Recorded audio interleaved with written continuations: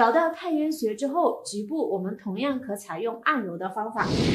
肺的功能不好，咳嗽、胸闷、气喘，我们去医院里面一去检查，可能呢肺部呢有炎症，或者说呢有结节。当这个时候该怎么办呢？咱们身体上有没有自带的与肺相关好用的穴位呢？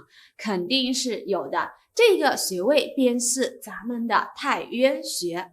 大家好，我是小青老师，您身边的中医朋友。下边我们就一起来看一看咱们太渊这一个穴位。说到太渊这一个穴位，一穴呢具有三重身份。哪三重身份呢？第一个，咱们的太渊这一个穴位，它是我们肺经的原穴。那么原穴是什么意思呢？也就是咱们肺脏的脏器在此汇聚的一个部位。太渊既然是我们肺经的原穴，那么它呢就可以治疗我们一系列与肺相关的病症。我们是这样描述到咱们原穴在临床上应用的。我们说五脏有疾则取之源，只要是与五脏相关的病症，我们都可以选取与之相对应的原穴。第二重身份呢，我们的太渊这个穴位，它还是我们肺经上面的腧穴。说到腧穴，咱们的腧穴在临床上特别擅长治疗痛症。本经的腧穴尤其擅长治疗本经循行线路上的痛症。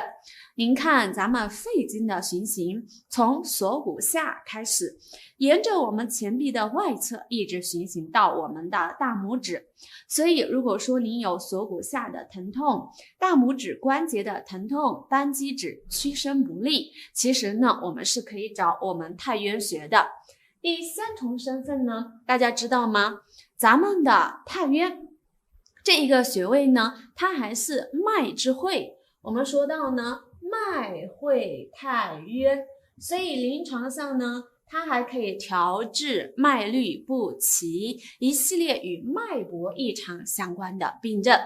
好了，下面呢，我们就一起来看一看咱们太渊这个穴位，它在临床上面的定位以及操作。大家一定要记得先点赞，再关注，最后再分享。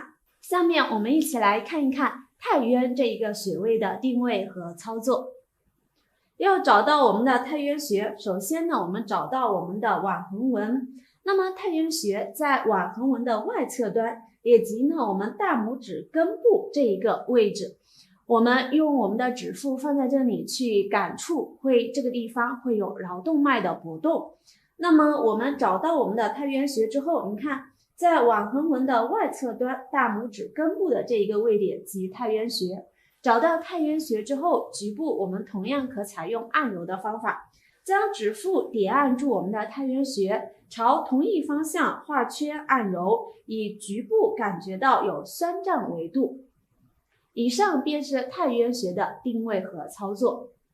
今天给大家带来的分享就到这里，大家如果有什么疑问的话，欢迎在我们评论区的下方留言。